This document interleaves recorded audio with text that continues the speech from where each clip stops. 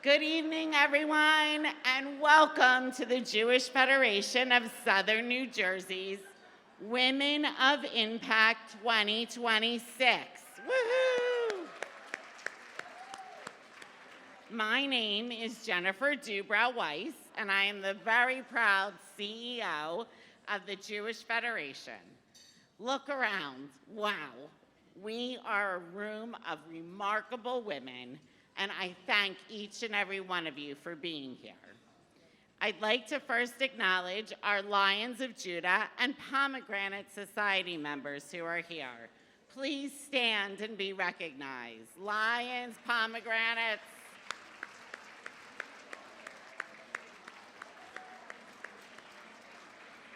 I also want to take a moment to acknowledge the 18 members of the Women's Philanthropy Committee for making tonight possible. Toda Rabbah. We are all incredibly grateful for your time and effort in making tonight such a success. A huge shout out to our JFED staff for their dedication to this event and our Federation mission. Ariel, Leah, Melissa, and the entire extended development and marketing teams, thank you. A special thank you to all of our event sponsors and Federation corporate sponsors. A full list is in your program book. We are so appreciative of all of your support. You are all the heartbeat of our community, the people who step forward to nurture it, guide it, and ensure it's sustained for the next generation. Time and again, women in Jewish South Jersey have been at the center of that work, building connections, inspiring change, and turning vision into action. Women of Impact is the welcome reminder that you are all among those who lead, build, and inspire. You each bring your passions and share a common goal of making our community a better place to live and thrive every single day. The power of the women in our community can be measured not only in the accomplishments we share with each other, but in how we inspire one another to dream bigger and work towards the future we envision for ourselves, our daughters, nieces, sisters, granddaughters, and their children. Tonight, we are thrilled to celebrate a trio of South Jersey Jewish women who are dreaming bigger. Elaine Waxman, Joanna Samson-Greenfield, and Marley Greenfield. That's it. Give it up. Mazel tov to you for your accomplishments and contributions to our community. We can't wait to hear from you in just a little bit, and I love you. Thank you. We're also beyond excited to welcome tonight's keynote speaker. I might be fangirl number one in this room. I'm just saying, I am a huge Chef Bae follower. Our keynote speaker is also a private chef and content creator, Chef Bae, who is going to have a chat with our very own Allegra Cohen, speaker, author, and CEO of Brave Life. Speaking of incredible women, I'd like to recognize some of our esteemed guests. Please hold your applause until the end. Representing the Federation, Ivy Brown-Rovner, President, Robin Kaplan, Executive Director of Older Adults and Olive Home Care, Sarah Seidman, Assistant Executive Director. Representing Jewish Family and Children's Service, Margot Orlin, President. Jill Hamill, Associate Executive Director, and Melanie Stupler, Associate Executive Director. Representing Kelman Brown Academy, Jane Lindeman, President, and Rachel Zivik, Head of School. Representing the CATS JCC, Nancy Pearl, President, and Beth Siegel, Interim Executive Director. Sabrina Spector, Executive Director of JCRC, Meredith Becker, Chief Operating Officer, Jewish Senior Housing and Healthcare Services, Andy, the proud aunt, oh, you're right here, so sorry, and also the president of the Jewish Community Foundation and a Saltzman Foundation trustee, but most importantly, proud aunt to Chef Bay tonight, and Vicki Zell, Executive Director, Raymond and Gertrude Saltzman Foundation. A special thank you to the community leaders in this room, Hazan Elisa Pomerantz-Barrow, Susan Bass-Levin, and Jill Holnick. By being here and supporting Federation, you're contributing to our continued success in 3 main areas. J-Fund, our annual campaign, our 5 areas of impact, older adults, disability services, global connections, community engagement, and family and youth, as well as our very own J-Fed security. You're going to hear more later on in this program about how an additional gift tonight allows us to continue to do the meaningful work of our Federation. Thank you all for being here. Tonight is going to be fabulous. And now, please direct your attention to the screen for tonight's video presentation, immediately followed by remarks from my colleague, Leah Wolf, the Federation's Chief Philanthropy Officer. You always say if you need something done, give it to a busy person. Give it to a busy Jewish woman. It will get done. South Jersey's different than everywhere else. We are so blessed to have women at the core of everything we do. A lot of women in leadership positions, both in staff positions, in lay leadership positions, all working together to create a better community. I really feel like we rise together, but we put a little jersey on it. We as Jewish women in philanthropy don't take no for an answer, and we don't give no as an answer. You jump up and you do it. You don't just talk about it. You make things happen. Historically, it has been the women in our South Jersey Jewish community that have led the way in philanthropy. There's the Lions of Judah, there's the Pomegranate Society, there's Jewish Women's Foundation. We're starting a women's philanthropy committee. I love this group of women because they have unique backgrounds and life experiences. When we come together, we're really able to make amazing changes.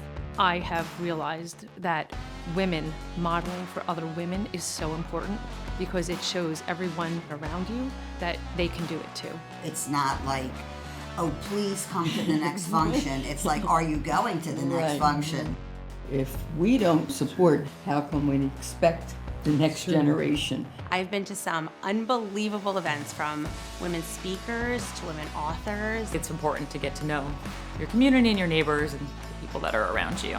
We have such a strong community, so it's our responsibility to keep that community going. You can find your opportunity. You can find what motivates you to give. Because of women philanthropists, we have the power to fund our most critical needs in this community. Not just put a Band-Aid. What's the root of the problem? How can we help? We're trying to make lasting change. When women come together with a common goal and common values, the world is open. Anything is possible. People get overwhelmed with, oh, I have to, give it a certain level for it to be meaningful, and I don't believe that to be true. There's always something that you can give, and you get it back over and over again.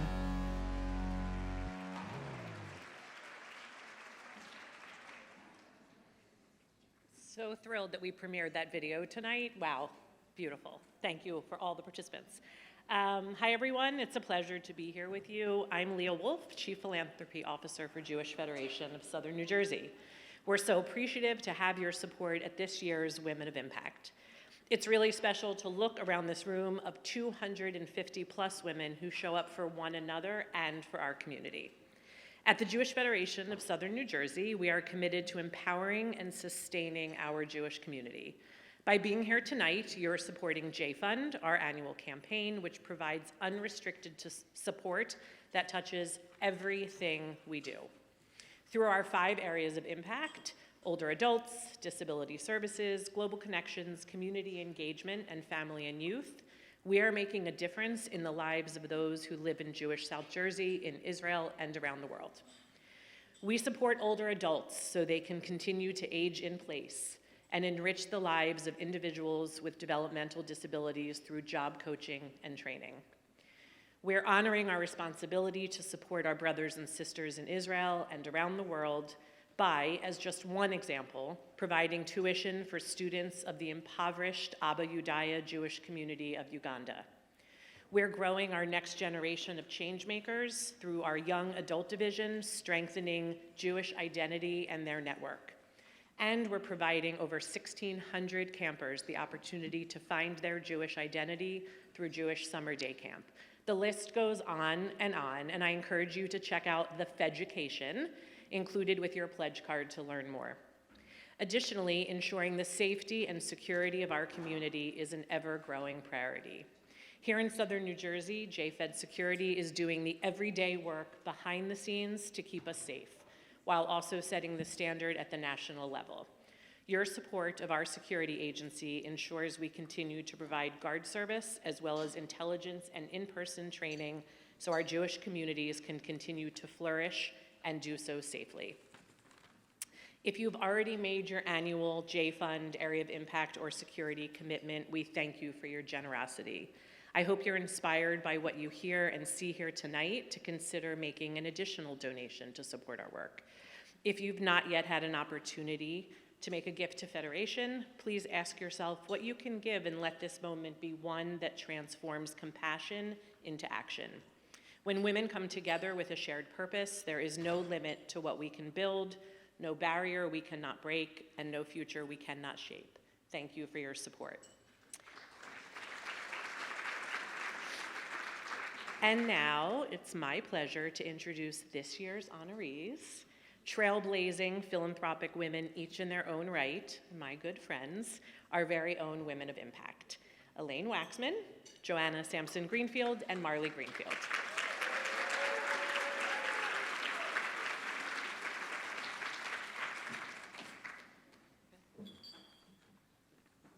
Hi, shalom. Thank you so very much for joining us tonight. So much of who I am is because of all the faces I see all around. My lifelong besties, my soul sisters from my 2 life-changing Israel trips, my Kalman Brown Academy family, all of you beautiful women and friends I know and love in this community. Thank you all so, so much for being here. All of you have shown up for me in countless ways through the tough and joyous times in my life.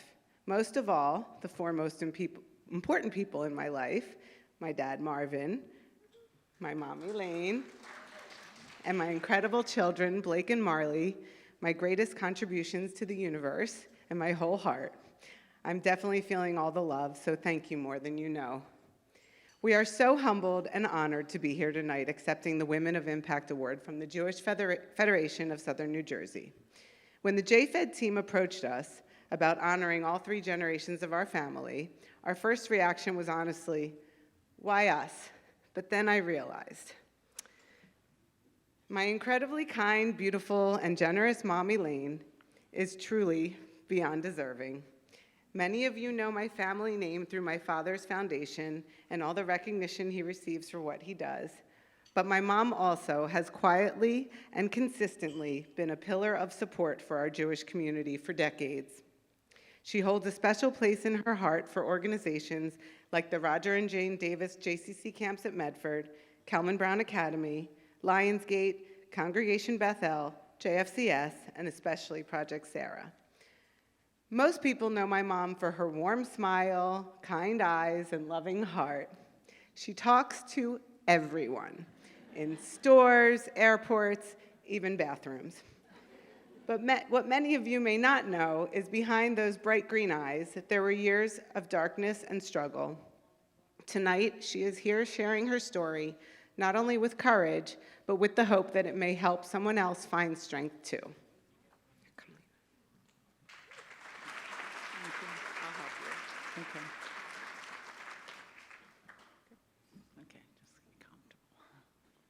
In 1965, as a young woman in my early 20s, I moved to Belgium, with my first husband.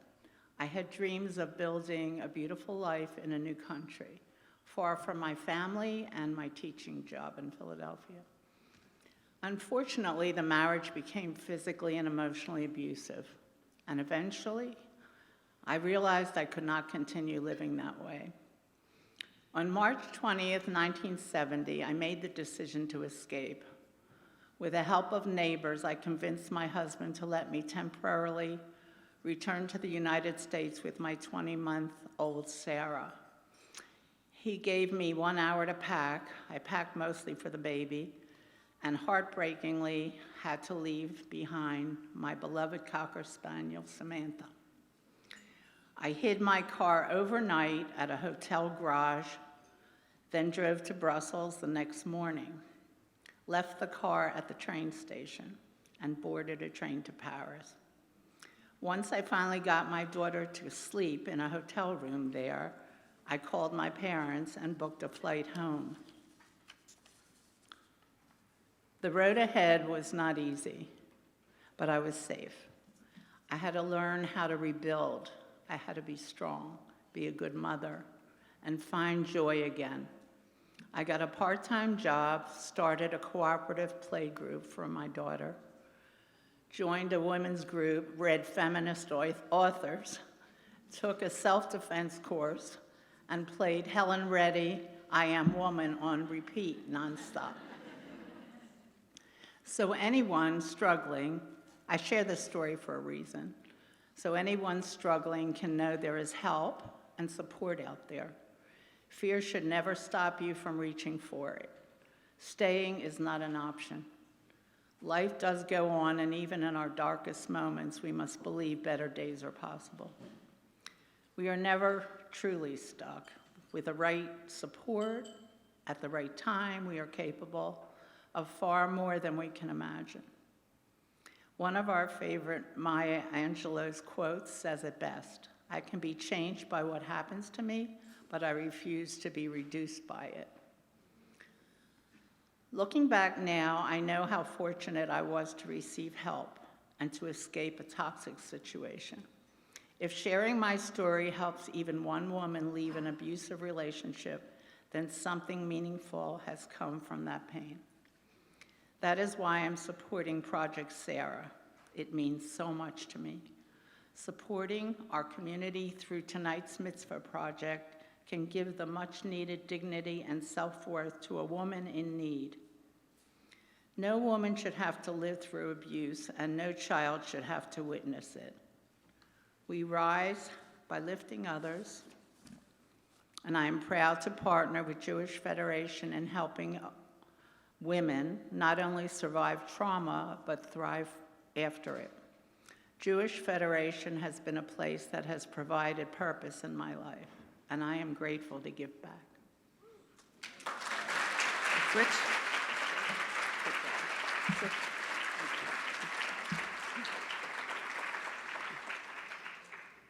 My story is different from my mother's in many ways, but it is deeply connected to inner strength and the Jewish foundation that she gave me. A little known fact about us is that Mom had me at 34 years old, and I had Marley at 34 years old. And I don't know if any of you are into numbers and symbolism, but in Gematria, Hebrew numerology, the number 34 is associated with the concepts of authority, personal identity, and spiritual power or strength, often represented by the Hebrew word koach. As you just heard some of Mom's story, strength should be her middle name. And if you know my girl Marley over here, she's the toughest chick I know. Growing up in Cherry Hill, surrounded by Jewish life, JCC preschool, Jewish camps, Congregation Bethel, everything, I felt a very incredible sense of belonging. Even at Cherry Hill East, I rarely felt like a minority. Outside the Cherry Hill bubble, I witnessed firsthand that the world can be very different and not as accepting of Jewish people, more than once. I learned to be courageous and stand up for myself as a proud Jewish person. After college, I returned home and began working in the ER at Virtua Hospital as a patient relations representative. Every day, I witnessed pain, fear, heartbreak, and vulnerability. But I also learned how powerful kindness and compassion can be. Helping ease someone's anxiety, even for a moment, became the most rewarding part of my work. That desire to help others led me into volunteer work in our Jewish community through JFCS and Federation. I've now volunteered with JFed for more than a decade, and serving as president of Kelman Brown Academy was one of the greatest honors of my life. Through Federation, I saw firsthand how many lives are touched every single day through food assistance, counseling, home care, education, camps, and support services for people of all backgrounds. Federation is truly extraordinary. I have always been a proud Jewish woman, and after October 7th, my Jewish advocacy became impossible to separate from who I am. The rise in anti-Semitism, particularly online, compelled me to speak out, to share truth, humanity, compassion, and Jewish pride. Yes, I've lost some friendships. Yes, I've received some hateful comments, but I've also received countless messages from people saying thank you for speaking up, for educating, for making them feel less alone. The best way to combat anti-Semitism is to continue living loudly and proudly as Jews, showing up for one another, supporting one another, and refusing to shrink ourselves. We have the power to shape the future for our children, our grandchildren, and beyond. You are and are amongst strong, dynamic, trailblazing, creative, courageous women. Strong women don't want for change. They make it happen. Strong communities are built by women who believe in showing up for each other and leading the way in what they know is right. Jewish resilience is not new. It lives in every generation represented here tonight. It lives in my mother's survival and strength. It lives in the community that raised me, and it lives in my daughter and the future generations who will continue carrying our traditions forward with pride, compassion, and hope. So what's next? How do we make meaningful change in our community? You're doing it right now by being in this room amongst proud, philanthropic, like-minded women. If you have a passion, Jewish Federation is a place where you can channel it into good. Volunteer on a committee, get involved with women's philanthropy, make real connections, and learn more about the things, people, and places that make up your Jewish home here in South Jersey. Think about today, dream about tomorrow, give passionately, and you will make a positive impact. I hope you are inspired and strengthened tonight. Whether you choose to support J-Fund, one of the 5 areas of impact, or security, your generosity makes a lasting difference. Continue to live proudly, loudly, and joyfully as Jews. Keep showing up. Keep celebrating our traditions. Keep educating and building community. Keep supporting one another with courage and love. This community and Federation gave me the confidence to do exactly that. They gave me acceptance, belonging, purpose, and courage. Tonight, we celebrate not only this honor, but the beauty, resilience, and strength of our South Jersey Jewish community. Despite hardship, we continue to rise with faith, hope, and pride, building a brighter future for generations to come.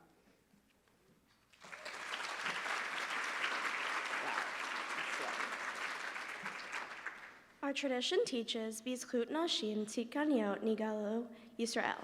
In the merit of righteous women, the Jewish people are sustained. That teaching reminds us that the greatest legacy is not only what we build for ourselves, but what we inspire in others. I feel incredibly lucky to continue my family's legacy of living a loud, proud, and strong-minded Jewish life. I am grateful to my parents, grandparents, and even my great-grandparents for giving me such a strong Jewish foundation and for teaching me to always stand up for what is right. I come from a long line of extraordinary Jewish women. My great-grandparents helped found Temple Sinai in Philadelphia in 1947. My Grammy's mother, Lily Waxman, was president of both her synagogue, sisterhood, and her Hadassah chapter. My great-grandmother, Sarah Samson, raised 3 boys on her own while working 2 jobs and maintaining a kosher home, instilling values of hard work and tikkun olam that still shape our family today. My paternal great-grandmother, Baevsky Greenfield, was a Holocaust survivor who escaped to Canada alone by boat at my age, while tragically losing much of her family. I am named Malka after her, and while I sometimes jokingly think of myself as the queen of my house, Grandma Bessie was the true queen, brave beyond words. When I think about my lineage, I feel in my bones the importance of living loudly and proudly as a Jew. What inspires me most about my mom and Grammy is that they don't have to do what they do. They choose to. They choose to help others, to give back, and to leave the world better for future generations. I promise to continue that legacy through learning, through kindness, through curiosity, and through trying to make a positive impact however I can. L'adore vador, from generation to generation. Thank you so much for this incredible honor. It means more to us than words can truly express.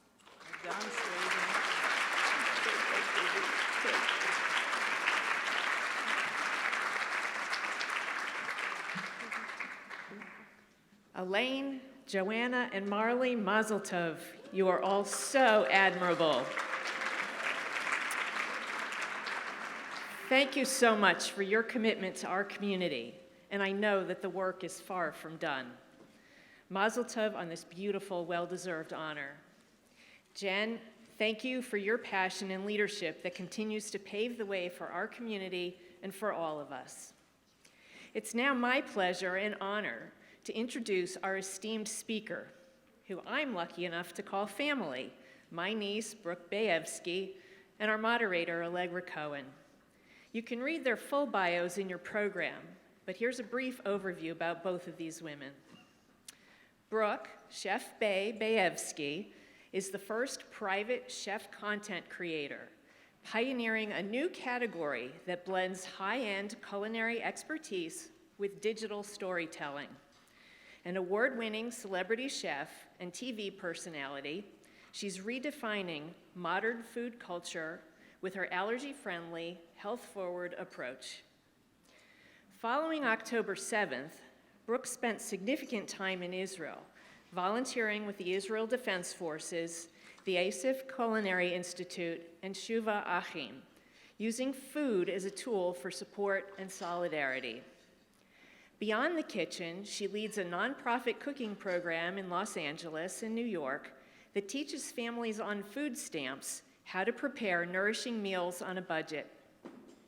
In 2025, she raised $260,000 and led Los Angeles' largest wildfire relief meal effort, feeding thousands of frontline responders and displaced families. Brooke is the expert talent behind many recipe developments, as well as innovations for Nestle, Panera Bread, Purely Elizabeth, and Freshly. She's been featured on Food Network, NBC, ABC News, Forbes, The Kelly Clarkson Show, and as the previous host of Overheard Eats, Chef Bae has become a recognizable face in the culinary world. Chef Bae has launched her own highly successful food partnerships, including limited edition items with Erewhon Market, Monty's, Sauce Bay, Fermentation Farm, and Vibe Kitchen. As a private chef, she has cooked for Mindy Kaling, Kevin Hart, Paris Hilton, the Sandlers, the Duchess of Essex, Kathy Hilton, and many more. And just think, all this for Brooke, in spite of the fact that as a young girl, she couldn't get the Easy Bake oven that she wanted.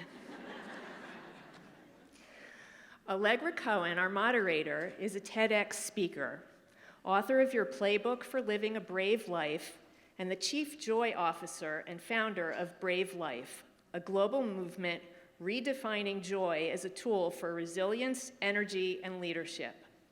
Her work is rooted in one powerful idea: joy isn't the reward, it's the strategy. Allegra spent over 25 years in the entertainment industry as an actor, voiceover artist, and award-winning film producer. A powerful voice in the wellness space, Allegra has navigated her own life-altering journey with Crohn's disease and was the face of Virtua Hospital's IBD Center. She brings contagious energy, practical tools, and heart to help people stress less, play more, and lead braver, lighter lives. It's now my pleasure to welcome Chef Bae and Allegra. Well, I am so thrilled to be in this room with all of you right now. Who here is already feeling lit up and inspired? Well, it just so happens that every single time I am at an event with Jewish Federation, that there is this common denominator of kindness, compassion, generosity of spirit, inclusivity, and support this feeling in the room. The vibes are high right now. And I want to congratulate my dear friends, Elaine, Joanna, and Marley, on a most deserving honor. And we have Chef Bae in the hot seat. Woo! And before we dive in, I just have to say that I was fortunate enough to get a chance to sit down with Chef Bae, Brooke, before this evening. This woman is the real deal. Yes, she is brilliant, like legit. She is wildly creative, and she has cooked for some of the biggest names on the planet. And what struck me the most was your heart and how you use your platform to make a positive impact on so many people's lives, especially our Jewish community. And so we are so grateful that you could be here this evening, and we are about to have a really, really fun conversation. I'm so excited. Are we ready?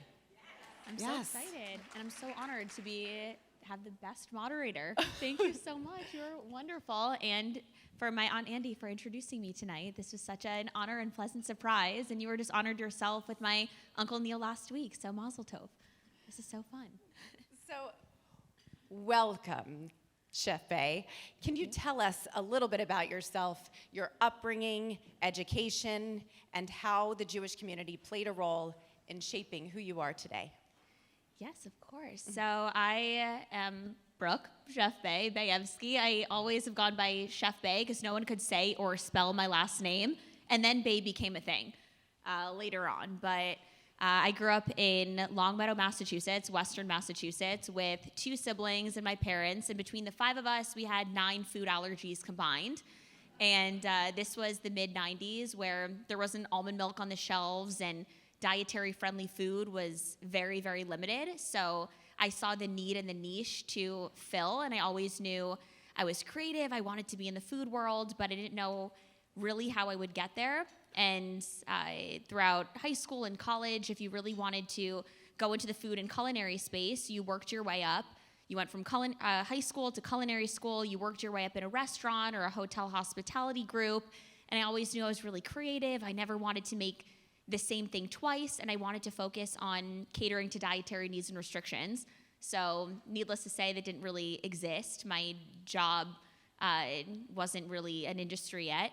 So I went to business school. In undergrad, I studied food science, product development, and nutrition at Syracuse.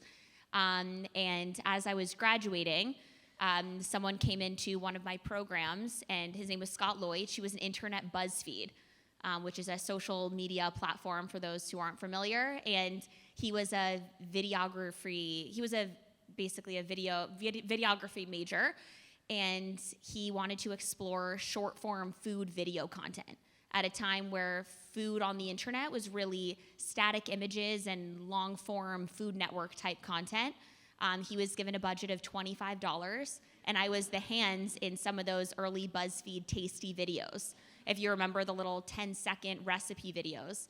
And we went to the dump because we were given $25 as a budget from BuzzFeed and found kitchen cabinet covers, and we painted them and stuck them to the wall to look like a kitchen set. But light bulbs went off in my head. I'm like, food on the internet, short form food video content is about to be a $1 billion industry. And I still have an email from BuzzFeed saying, there's no money in short form food on the internet. Sorry.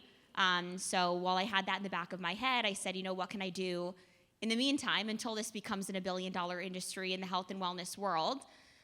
So I started working and consulting for some of the biggest health food brands in the world. So I did egg bites for Starbucks. I worked on soups for Panera Bread. And these were companies that back then could take this risk, which is crazy to think now, on making healthy food products that cater to dietary needs. So at this time, Starbucks was scones and cookies and cake pops and cupcakes. And they said, people want things that are keto and paleo. So I worked to create healthy food products that were shipped internationally, and it was very, very fun. And then I was leading a chef team at Nestle, to which point the chef team said, "Did you ever go to culinary school?" And I said no. So I was the first graduate of a health supportive culinary arts program, because it kind of blew my mind up until this point in this program in New York that culinary programs across the country didn't touch on health and wellness at all. Maybe you took one course on nutrition, and now 60% of Americans at least have some kind of dietary need or restriction, or they need to eat a certain way for a medical reason, and really chefs weren't trained in catering to this. So this was the first program of its kind that focused on health and wellness solely. So we were learning how to make cheese out of nuts and analyzing blood work and coming up with custom curated diets and supplement routines to heal people through food. So it was very interesting. And then as I graduated this program, I was approached by athletes in the NBA and the NFL who really wanted that combination of food science, nutrition, health and wellness, and a professional chef to come up with these custom curated diets. And then their wives who were models and actors, and it kind of snowballed from there. So actors who wanted to look good for a movie role or look hot on a red carpet. Yeah, that was kind of the whole progression. Definitely not it was a very unique culinary path for sure. Never worked in a restaurant, but found my way.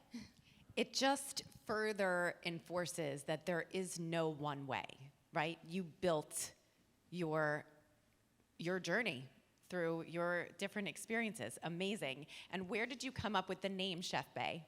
Just shortening my last name. It was before Bae became a thing, and then people came after me for copying. The rapper community turned Bae into a thing, but I even have an apron from kindergarten that says Chef Bae. My dad went by Dr. Bae. We would take Baecations because no one could say or spell Baevsky. It was just Chef Bae. It was a great Instagram handle to get very early on, and then Bae became a thing. That was very smart. How would you describe your cooking style, and where do you draw inspiration for new dishes? My cooking style it always caters to dietary needs and restrictions. I feel like not enough people cater to that, and there's a huge stigma that dietary friendly food is boring or bland or tasteless, and you go to the average restaurant and you ask for something gluten-free and you get a salad with the croutons picked off, or that sad scoop of sorbet for dessert that's awful, and then everyone else gets the slice of cake. So I always like breaking that stigma and create satisfying food that everyone can and wants to eat that just happens to cater to dietary needs and restrictions. So next year I have a cookbook coming out called It's Basically a Salad, because I always say it's gluten-free and dairy-free, so it's basically a salad. And it's recipes that everyone will love no matter what you can eat. I personally love your focus on dietary needs and restrictions, because I deal personally with Crohn's disease.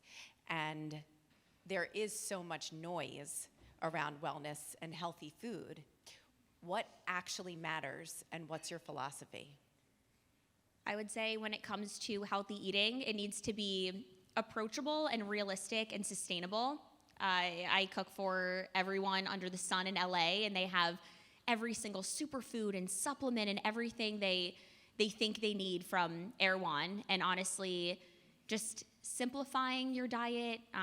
You don't need every single superfood. I always joke about the moldy jar of sea moss gel. I don't know if you're familiar with what sea moss gel is, but it's basically this algae, fishy-like jelly that contains every mineral and vitamin on the planet essentially in this jar. And it's phenomenally expensive, and Erewhon Market and all these expensive grocery stores sell it.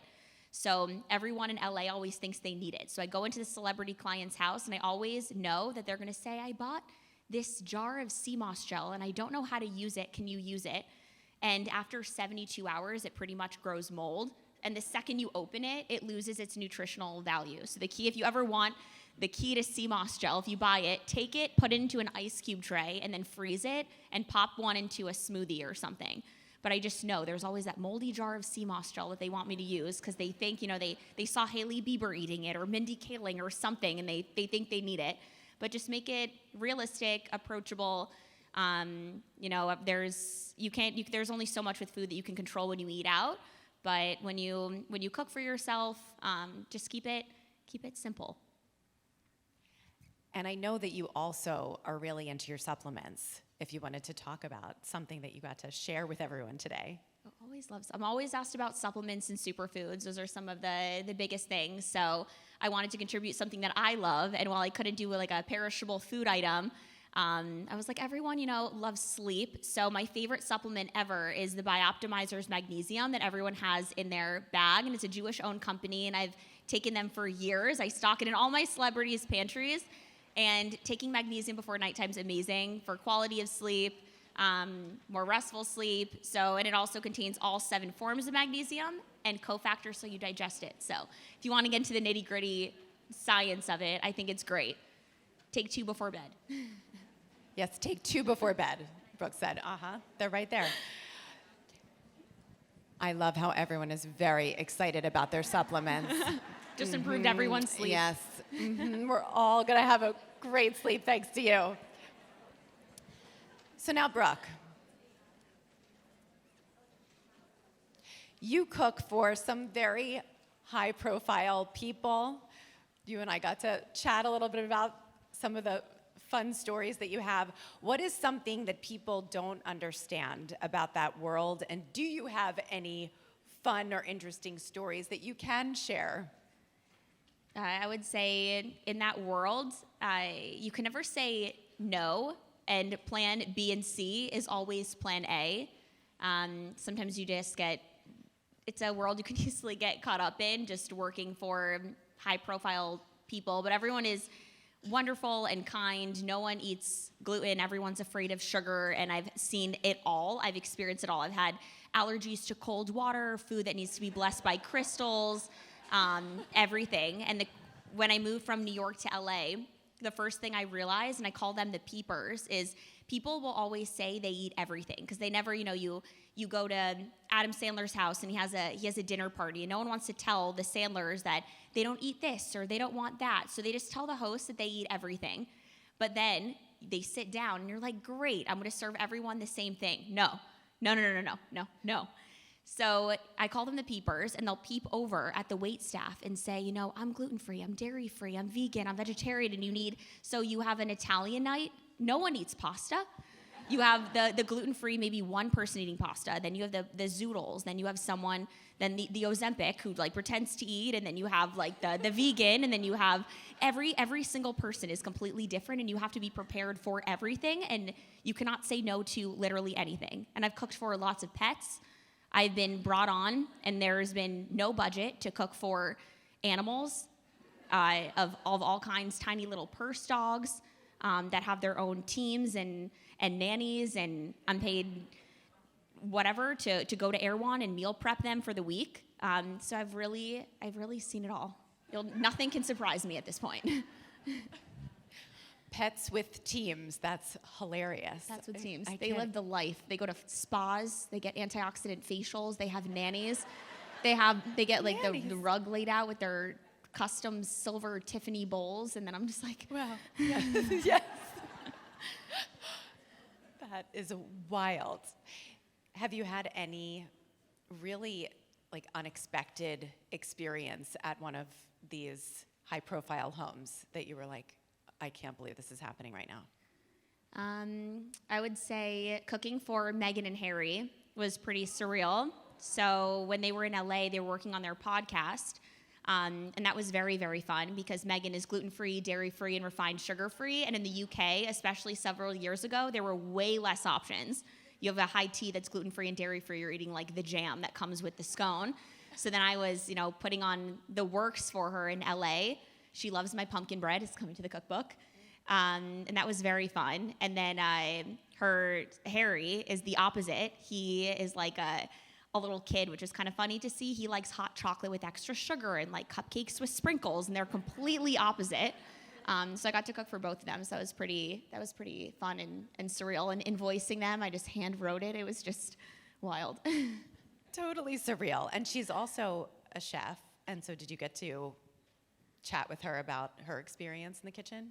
She was a little busy on her podcast, but they came with a very small team, and I always feed the team, and they had their undercover bodyguards in the parking lot who were not at all undercover. They were in full suits with sunglasses on a 90-degree day in LA in the parking lot with their saucers and their teacups, just drinking in the middle of the parking lot. And they're like making themselves so obvious, in fact, targets, because everyone's wondering and drawing attention to who these people are.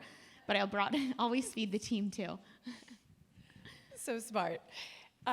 This is a room here full of powerful and connected Jewish women. Who are some Jewish female role models that you have had, and how have they inspired you? I would say everyone I've ever cooked for sure. There have been amazing women that just do it all. They're moms, they're producers, they're actors, Emma Roberts, Mindy Kaling, some incredibly amazing people that I've been fortunate enough to work with, and for amazing producers on cooking shows that I've had. But the support of, Jews are really running the world, and it's incredible to see the strength and the connection of everyone Jewish throughout the industry. So many opportunities and wonderful connections I've made just being proudly Jewish on social media, and all of my clients have shown such support for that too. Right after I come back from Israel and I'm posting so much stuff in Tel Aviv, all of my clients are so willing to post with me and do content with me, and they see the stories, and it's really nice to see when the Sandlers are like, thank you for what you did for Israel. I'm like, great, can you post too? The women in this room also care deeply about supporting our community in Israel. Can you share your experience with how you incorporate tzedakah into your life, particularly post-October 7th? I've always had a very close relationship with my Judaism. I grew up going to Jewish day school from preschool to 8th grade. All my friends were Jewish. Half my family lives in Israel. So I've always loved and been such a proud Jew.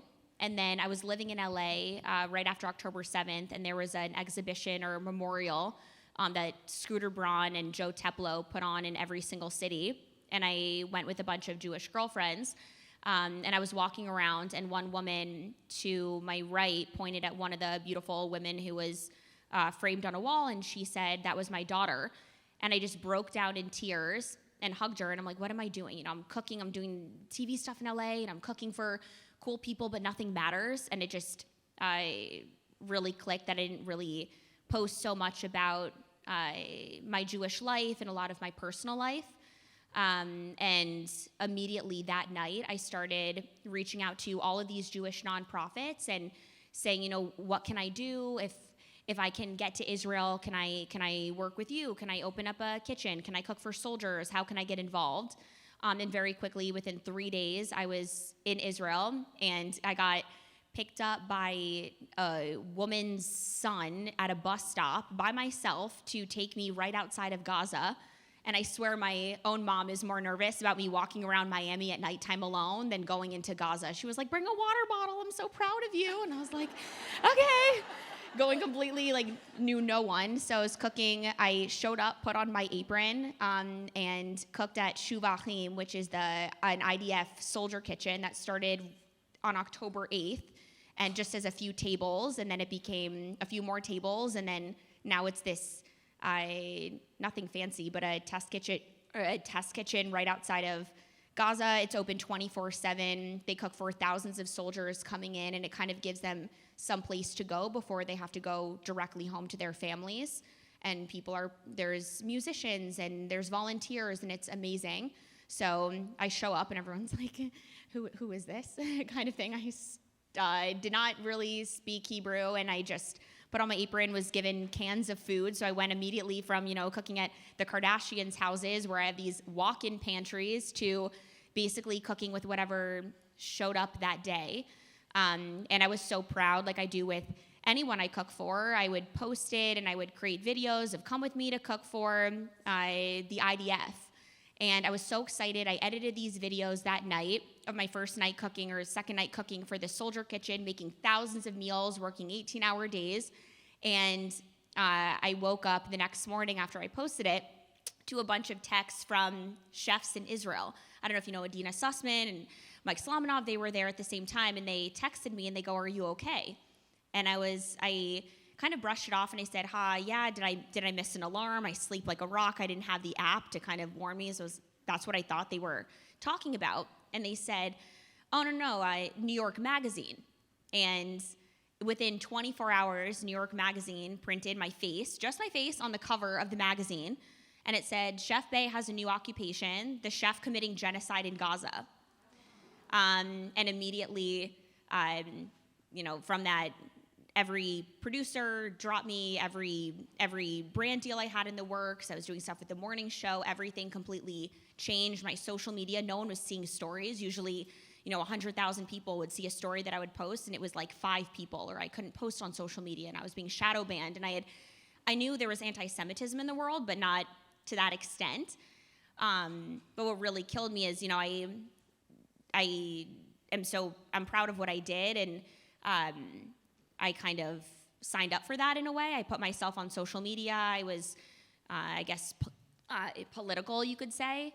But what killed me was all these articles in this magazine that came out said, "Brooke, Chef Bae Baevsky, parents of Robert and Yvonne Baevsky of Longmeadow, Massachusetts." So then my parents didn't feel safe, and while they were so supportive, they had to get Temple security at their house for passing by for 30 or 60 days after.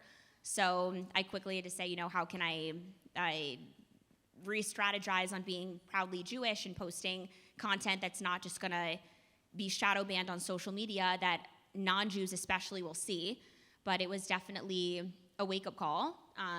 But with that, I'm so glad that I, post what I believe in, because nothing really matters in this world, and there's so many people that don't post and don't share their love of Israel and being Jewish, and it's so important. And with that, everyone that dropped me, or the hate comments that I got, or the people that unfollowed, with that came so much love and support.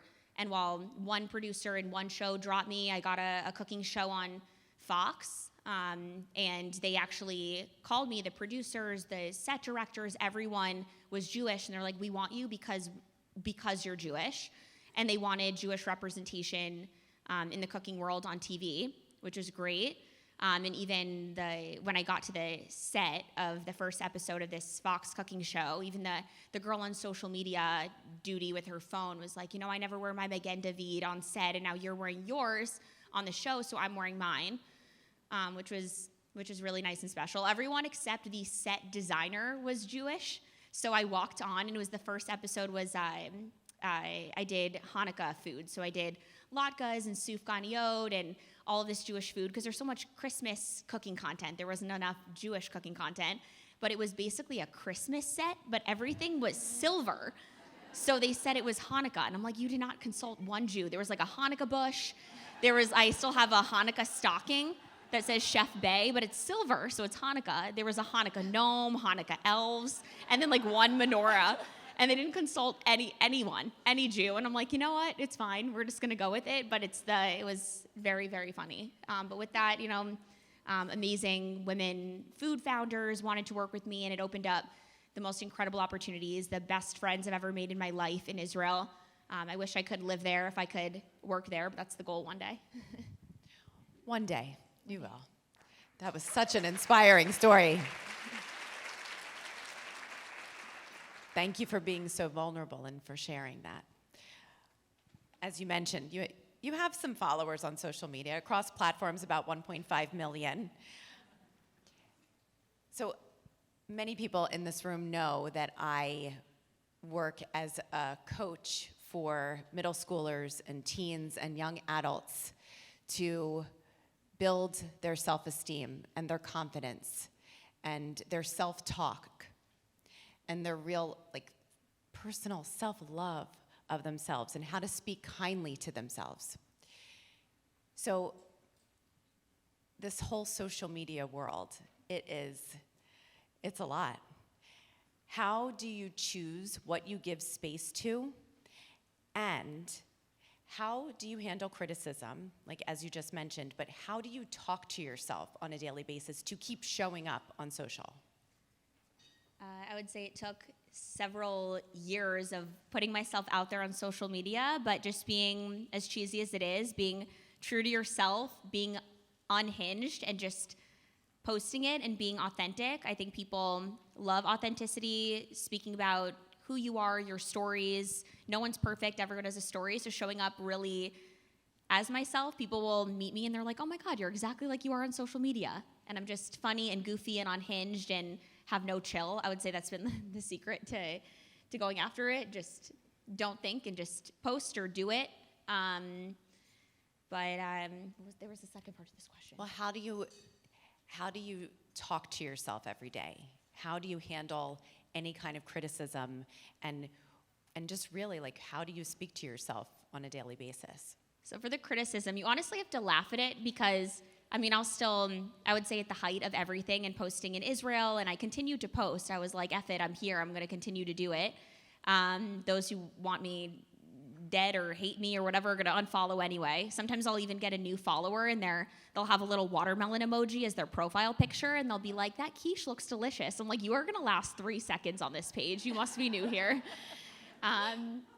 But I would say the most valuable thing that anyone has in their life is their time. So I'm honestly honored when people will go on Reddit or they'll go on my TikTok for hours and they will post for hours of their precious life hating me. I'm like, wow, that is so, yeah, it's crazy. Such an honor. And you delete it and you block every single word under the sun, but people get so creative. Genocide Barbie was the biggest one that was internationally trending on Twitter as a top 10 hashtag, which was crazy.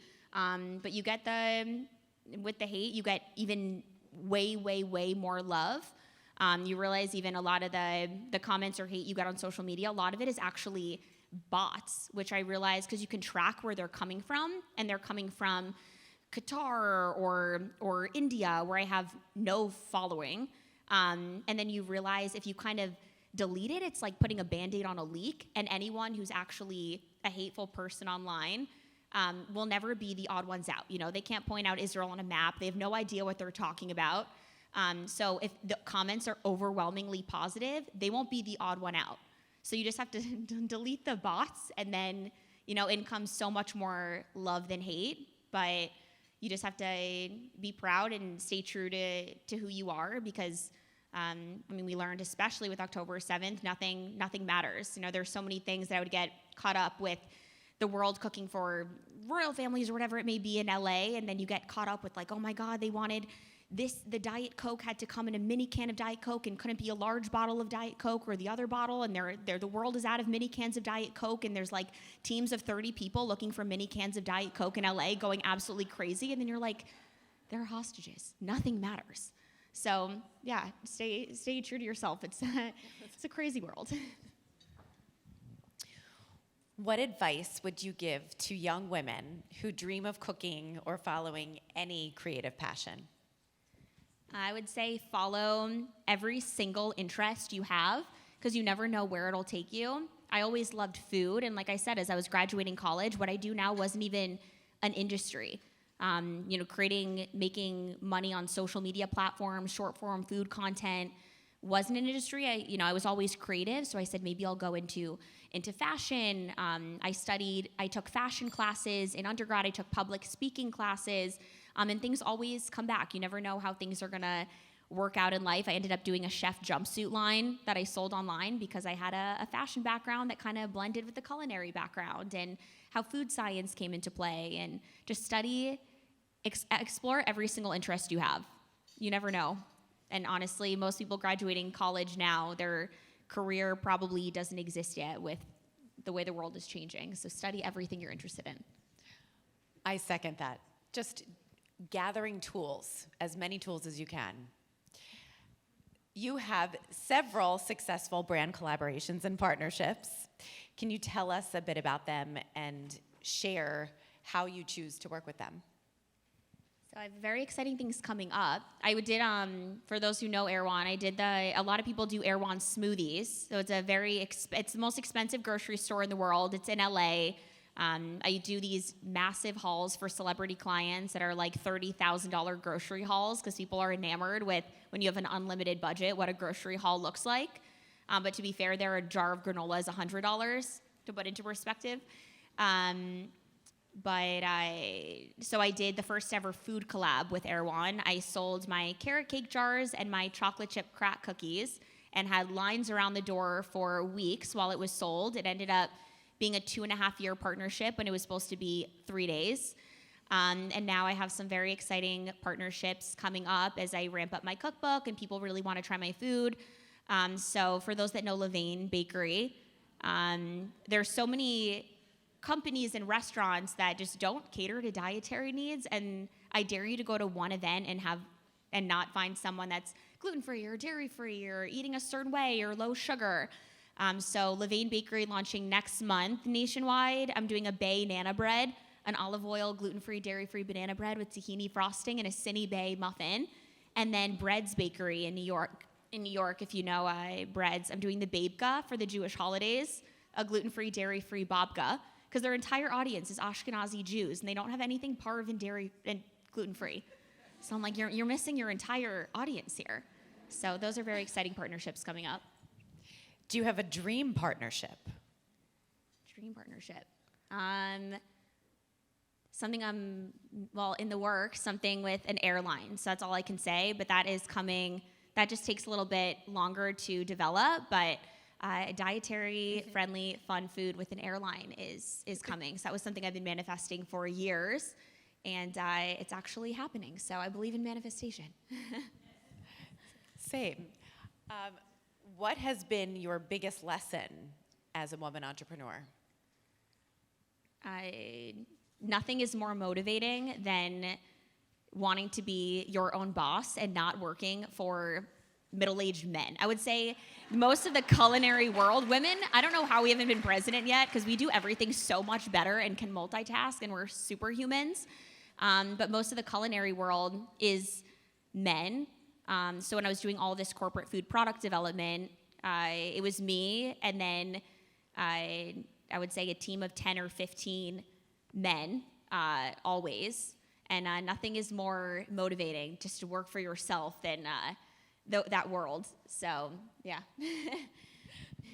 Love women. Now the chef world is becoming more full of woman-friendly. Women-friendly, yeah. More women chefs are popping up, but still very male-dominated.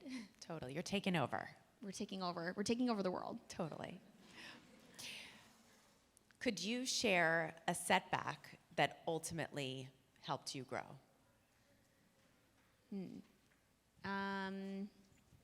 Or that you didn't realize that it was a setback at the time? Definitely. So I do a lot in the nonprofit world. And it's very interesting because I see this dichotomy of cooking for the wealthiest and most famous people on the planet. And then since high school, I've cooked for inner city children and families, teaching them the importance of a healthy diet, how to best utilize food stamps, the fact that they go further at a farmer's market than a grocery store. And no matter what job I ever had, I always said on 2 days a week, I leave at 2 p.m. This was started when I was living in New York before LA. I said I run my program downtown at the Henry Street Settlement, and I left my job at 2 p.m. instead of staying later like everybody else to run this program. And it was always my non-negotiable. And I would say it definitely slowed down the initial progression of my career. But it was always something that I still am very, very passionate about. And I led, I coordinated volunteers for and instructed these cooking classes for these families and mostly kids that lived on school subsidized lunches, fast food, and food stamps. And still these kids today, it's been over about 10 years since the first class of this program, and I'm still in touch with them, and it's amazing. But definitely I delayed the progression then of those initial jobs, and people would say you're taking your work less seriously and you're not here as late as everybody else twice a week, but no, the programs are still going on. I've done something similar now in LA, and staying true to myself. I was just going to say, when you are following your heart, that was staying true to you. Yeah, and it's I always get these comments on social media, and people will say, how are you so tone deaf? You're spending $100,000 for this client on a gold crusted steak or whatever I post that's crazy and clickbaity that I make. But really, with my programs that I put on for inner city children and families, or raising money for the LA fires, or even in Israel when I want to raise money, you can't really have one without the other, because it's my clients. When I say I'm doing XYZ, they say, here's a blank check. Or I say I want to put hydroponic gardens in these classrooms, and they go, here's $50,000, go do it. And no one is more supportive. I can't have one without the other, but it's very interesting to see this dichotomy of the people that I cook with or for sure. It's fascinating. What advice would you give women who are afraid to take the leap into something new? I mean, I always play that game of like, what if, the worst thing. And I would say people, one, don't take advice from people that you don't want to be like, or you don't want to emulate. There's a lot of people that haven't taken those risks that I've learned through lessons in their life, and they'll try to, convince you to not go after it and take that risk because they didn't. So I always play this game of like the what if you fail. When I was working in New York, I was doing corporate food product development. I was graduating from culinary school, starting to work for some athletes, and I said I had never even been to LA before, but my dream in life was to be on TV and share my recipes with a larger audience and build up social media. And I just said, I'm gonna give LA 6 months, and just went after it. I moved in with a friend of a friend. I drove another friend's 15-year-old car. I didn't know how long I was gonna be there for. And just said, if I fail, what's the worst case? And I would go, worst case, whatever. I move in with a friend, I lose all my money, I go back home and live with my parents. And while my parents were so supportive of me going out to LA, they actually turned my childhood bedroom into an adult bedroom. They were like, just in case LA doesn't work out, they got a queen size bed and put it in my childhood bedroom. While they're so supportive, they were like, we're here for you. And I was like, okay, God, I love my parents, so worst case scenario. I just went after it and did it. And I would say, being unhinged, being a yes man, saying yes to literally everything, just do it. Between YouTube and ChatGPT and asking people for advice, you can pretty much figure out everything. But when I moved to LA, I would put on these dinners at cost on Friday and Saturday nights. I would cook for these billionaires or celebrities, and I would say, I will meal prep you for the entire week, working like 18-hour days, in exchange for your house on a Friday or Saturday night. Because I said, your net worth is your network. I just need to connect here. I knew no one in LA. And I would post on Eventbrite. And I would post these events, and they're still up. And people sometimes try to say when the next event is. And I'm like, no, we're not doing those anymore. It was like a $60, $80 per person, 5-course meal with open bar. And you could bring a max of one person. And I would do these 35-person dinners and hire people through word of mouth to be servers. And I just did it every single weekend and built up a network. And I just said I would get to the front of the table every single dinner. And I did this for maybe 6 months, at least once a week. And I really had no idea what I was doing. I never cooked I never threw events before. I just kind of faked it till I made it. And I said, I'm doing this completely for free. In fact, I'm actually losing money. So just tag me on Instagram in every single course that you eat. And with that, word spread and ended up being an agent at WME's daughter that was there. Adam Sandler's daughter's best friend ended up going to a dinner. You never know who knows somebody. So yeah, that was the crazy story, but just going after it. People would say, I need someone to do a charcuterie grazing table. Do you know how to do that? And it was right when it was kind of trending. I had no idea what that even was. And I was like, of course. And it was for the lead singer of Imagine Dragons. And it was his album release party. It was this massive party, tons of celebrities there, and it was the next day. I had to drive 3 hours to do this grazing table. And I was like, of course, I know exactly how to do a grazing table. I had literally no idea what that was. And I was watching YouTube as I was setting it up, learning how to make pepperoni roses with a cup and how to lay it out. And I had literally no idea, but just do it. Being a yes man, you can figure anything out. But yeah, what I did, crazy. All of the crazy things that added up to this moment, but you've always kept your eye on your big vision, wouldn't you say? Yeah, Always wanted to make my dreams a reality. So it's crazy to see how far I've come. I wish I journaled. I really wish I had done that, honestly. I should start journaling. You're going to start journaling. I'm We're going to gonna work on start that journaling, yeah. later. Yeah. What would you tell your younger self at this start of your journey? I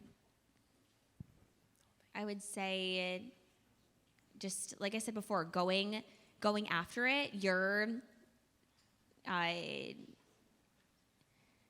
biggest support system at the end of the day. Just take that risk and post it. I remember being in college, being so afraid of doing anything in terms of content or social media. I didn't know how to work a camera. I was shy in front of the camera. I didn't know what I was doing. Just do it. Post anything. Just try. You just can't care what people think, but take that risk. Just go after it. Just go after it. Go after right. it. Well, I would say that this morning, when I wake up in the morning, I meditate, I pray, and I said this morning, God, show me how good it can get today. And I'm open to all of the miracles. And who knew how this conversation would exceed all of my expectations for today. So thank you so much for being here with all of us. Thank you. This was such an honor. You are wonderful. Thank you so much. And thank you all for coming. And yes, thank you all for being here with all of us tonight. And thank you to Jewish Federation for just another fantastic, meaningful event. I would now like to introduce Ivy Brown, the president of Jewish Federation, who will close out the program. All right, hi everyone. Chef Faye and Allegra, wow, that was fantastic. Everyone give them a round of applause.